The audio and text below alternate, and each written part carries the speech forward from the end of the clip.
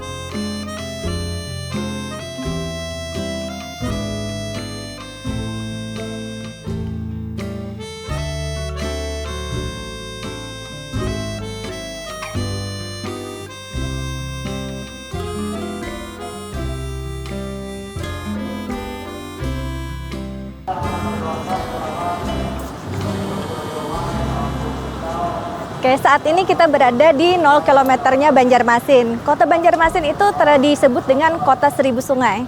Kita berada di bentaran Sungai Martapura ya.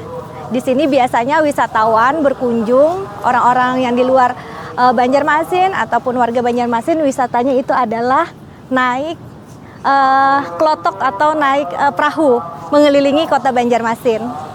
Nanti di sini juga ada biasanya jual-jualan pasar terapung. Nah, di sini khasnya itu adalah dari Banjarmasin pasar terapungnya yang hanya ada 2 di dunia. Sedikit berbicara tentang sejarah kota Banjarmasin. Kota Banjarmasin bermula dari perkampungan Banjarmasin yang berdiri pada tahun 1526. Nama Banjarmasin berasal dari nama Patih Masih, seorang patih yang berjasa dalam mendirikan kerajaan Banjar. Di sekitaran tahun 1918-1919, Banjarmasin selain sebagai ibu kota residensi Wider in Afdeling van Borneo, dan di jalan ini juga berstatus sebagai Gemeente Route atau jalan kota. Di tahun 1970 setelah masa kemerdekaan, nama jalan ini menjadi Jalan Tugu dan kemudian terakhir berubah nama menjadi Jalan Sudirman. Di sekitaran ini dulu pernah berdiri Monumen Perang Banjar. Dalam bahasa Belanda, monumen ini dikenal dengan nama Banjarmasin Monumen Gevelen. Nama 0 km mengemuka ketika toko buku Shakespeare and Company menerbitkan jurnal berjudul Kilometer Zero atau Kilometer 0. Sebenarnya ini merupakan lokasi di mana awal jarak diukur secara tradisional. Sebenarnya orang Banjar itu lebih mengenal istilah pal ketimbang kilometer yang diambil dari bahasa Belanda yang berarti adalah tiang. Orang Belanda meletakkan tiang pertama berupa tugu dari batu yang berada di depan eks kantor gubernur dan sekarang menjadi titik 0 km tersebut. Dan Banjarmasin dijuluki kota seribu sungai karena wilayahnya yang dialiri oleh banyak sungai, anak sungai dan kanal. Landmarknya kota Banjarmasin yang kerap menjadi tujuan destinasi wisata utama yaitu Pasar Terapung atau Floating Market. Sejarahnya Pasar Terapung yang ada di Kuin itu sudah ada sejak 480 tahun yang lalu, tepatnya pada tahun 1530 Masehi pada masa pemerintahan Sultan Suryansah atau Pangeran Samudra.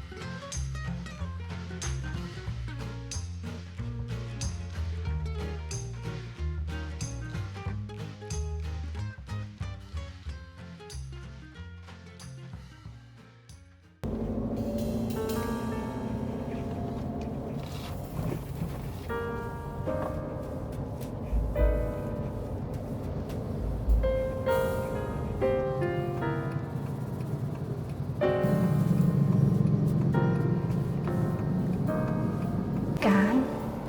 Kita nyari tempat parkir nih, gimana? Coba tanya deh dulu.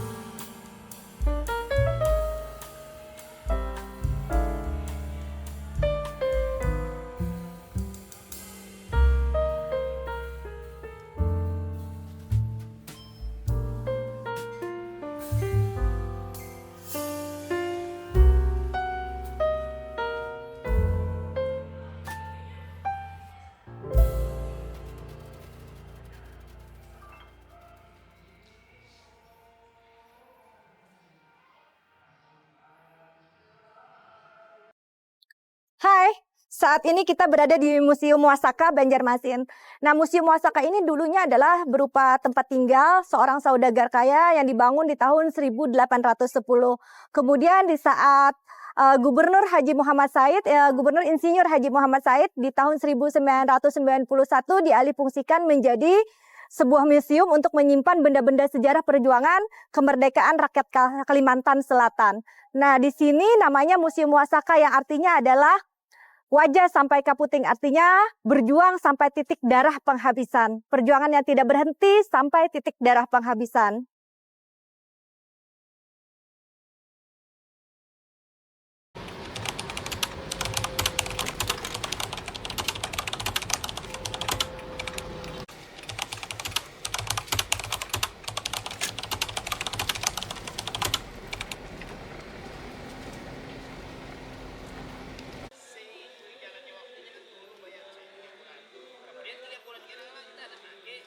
Oke, mesennya soto Banjar ketupat.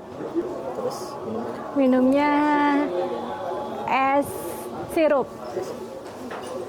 Satenya berapa? 55. Hai, kalau ke Banjarmasin itu kurang lengkap kalau kita tidak makan soto Banjar. Nah, soto Banjar di Banjarmasin itu berbeda dari soto-soto yang ada di kota-kota lainnya. Apa bedanya? Ayo sini lihat. Kalau soto Banjar itu kuahnya nggak pakai kunyit ya. Dia khasnya itu menggunakan susu. Jadi agak keruh begini. Dia pakai susu. Isinya itu ada perkedel, kemudian ada suiran ayam. Ini ayamnya ayam kampung ya. Nah, ini ada jeruk. Biar seger itu kita harus racik nih. Iya. Kita racik biar segar dulu. Yummy. Ini isinya perkedel kentang ya. Kita cobain dulu.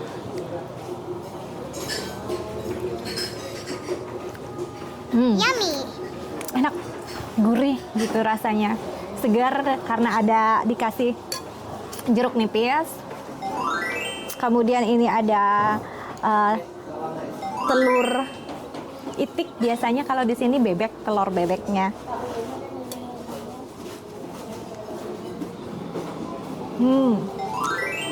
Enak sekali.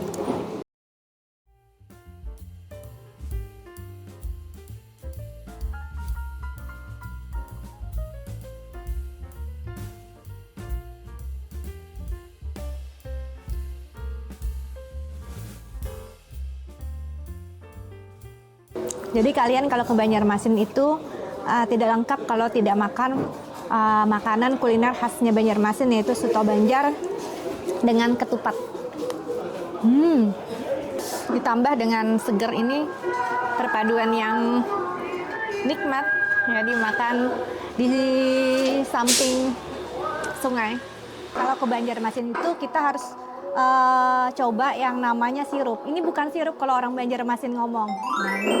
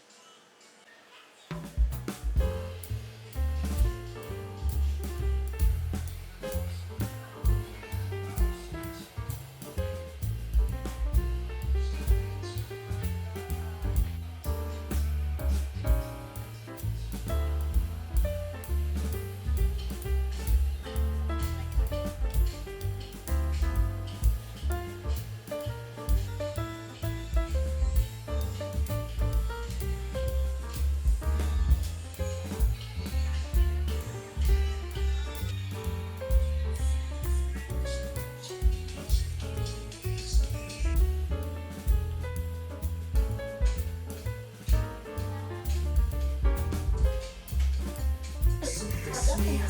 Hai, kita kopi-kopi dulu sejenak ya. Ini saya cobain yang best sellernya di sini, kopi brulee yang less sugar tadi. Kemudian di sini ada Japanese cake sama makaron. Japanese cake-nya yang bukan, makaronnya yang coklat. Yang ini yang vanilla. Oke, kita cobain dulu ya kopinya. Kita santai. Di sini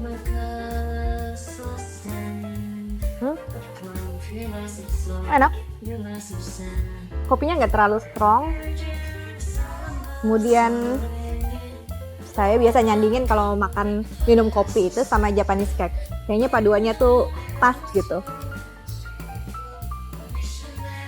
Yummy.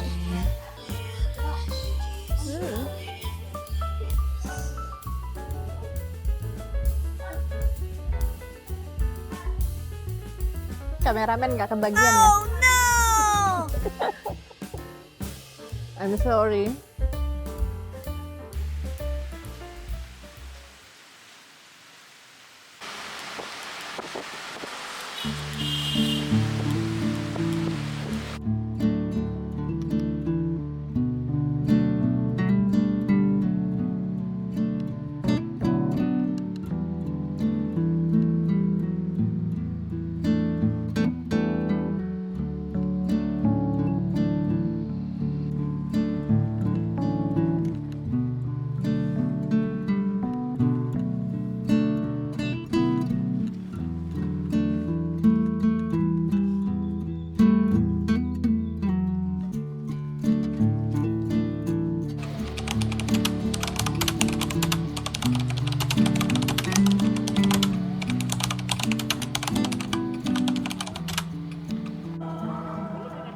Makanya ulun bilang.